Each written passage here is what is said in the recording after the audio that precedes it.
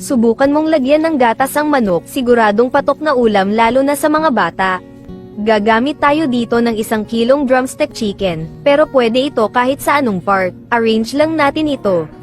Saka natin babuhusan ng gatas, evaporated milk ang ginamit ko dito. Then maglalagay din tayo ng bawang, asin, paminta, at tubig. Takpan lang natin at isalang sa apoy. Hayaan natin itong kumulo. Kapag nagumpisa na siyang kumulo, alisin yung mga lumutang na buo-buo sa ibabaw. Baliktarin din natin ang drumsticks para pantay ang pagkaluto niya. Takpan ulit natin at ituloy pa natin ang pagluluto ng mga 15 minutes. After 15 minutes, alisin natin ang manok mula sa sabaw niya. Ilagay sa strainer gaya nito, at air dry lang natin ito ng mga 30 minutes to 1 hour o hanggang matuyo siya ng bahagya. Habang nag-air dry tayo ng chicken, gawa muna tayo ng gravy. Tunawin ang butter, pwede rin ang margarine, then add ng all-purpose flour. Lutuin natin ito ng ilang minuto gamit ang medium heat, hanggang sa mag-brown ito ng bahagya. Kapag brown na, ilagay na natin yung sabaw ng manok kanina. Kung gusto mo ng mas brown na gravy, pwede maglagay ng toyo pero tikman muna para di masyadong maalat. Naglagay pala ako dito ng kalahating chicken cube pero pwedeng wala. Lutuin lang ito hanggang sa lumapot ang sauce. After a few minutes, eto na ang gravy.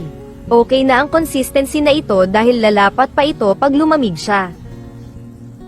Balik tayo sa chicken, combine ng harina, asin, black pepper, garlic powder, at paprika. Mix lang natin mabuti, then set aside. Magbati tayo ng 2 itlog. At gagamit din tayo ng breadcrumbs. Eto na yung na-air dry natin na chicken. Coat muna ng harina. Next natin ilagay sa itlog. Finally sa breadcrumbs.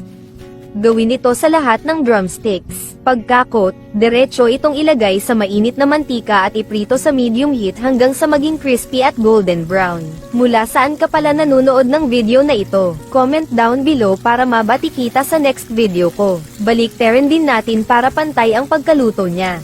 Shoutout pala kina Maria Cardona Catano from Japan, Virginia Manuel Pajarillo ng La Union, Aji Rojas ng Antipolo Rizal, at Flory Rebenque ng Santa Cruz, Laguna. Thank you so much for watching. At eto na ang ating fried chicken, na chop na lutong-luto hanggang buto. Super crispy in the outside at juicy in the inside. Sakto rin ito dito sa ginawa nating gravy. Kung nagustuhan mo ang recipe na ito, don't forget to like, share, and follow our page. Thank you for watching. See you next time.